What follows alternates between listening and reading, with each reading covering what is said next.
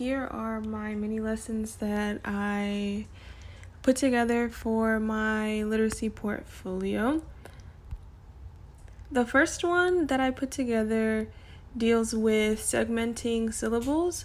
I chose these activities because my student that I had the chance to work with, he had struggled with reading multisyllabic words, and so I thought this would be an excellent activity for him to be able to break down words and then blend them, as well as read the word as a whole towards the end of the lesson. So as you can see, the materials that are needed are there, and these are the materials depicted. So what he would do, or the student would do, is between me and that student, we would split the A set and the B set of cards, and taking turns, we would cut each syllable and then place the syllables in a box.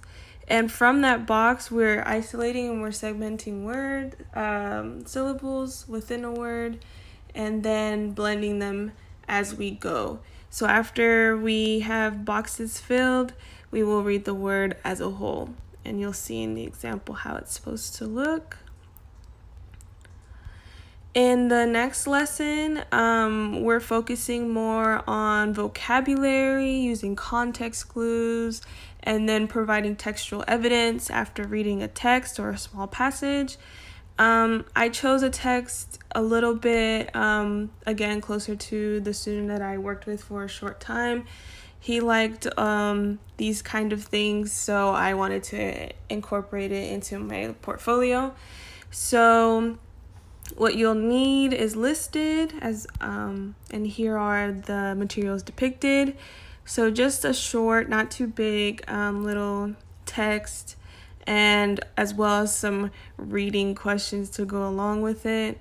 As you can see, the questions have the student going back and forth through the text. So what I've done is that as the student is reading the text, he will be or she will be highlighting words that they struggled reading through, or that they may not know the meaning to, in yellow. And then for the questions that ask the student to go back and provide textual evidence, they will highlight those sections in green. As far as the questions that ask to compare words and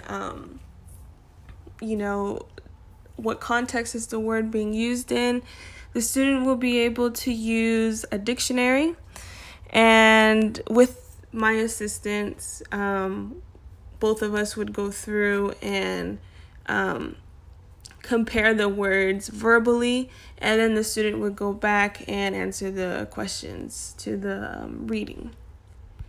The third lesson is basically a writing prompt. My student really enjoyed writing and journaling, so I also wanted to incorporate this, and so I chose a writing prompt that was specific to my student that I had at CIS, and then if I were to work with another student, I would choose a prompt that best correlates with their interest or events coming up, etc. So the prompt that was chosen was about the seasons. At the time, spring break was coming up, and he was supposed to go to his grandma's in Mexico, so I knew that he would probably have written about summer.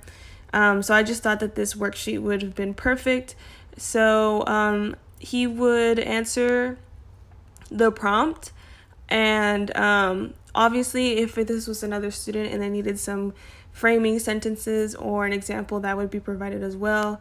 But as for the student that I worked with, he needed little to no help. However, he did have issues or struggled with descripting words. So what I would do is provide a word bank describing all of the seasons, such as sunny, rainy, cold, chilly, words that are not too small too, just to get the vocabulary up a little bit. And at the end of the writing prompt, the student will have an opportunity to draw a picture depicting their favorite season. I would do this along with the student. That way it would be more engaging and the student will be more excited to present their thoughts on their prompt.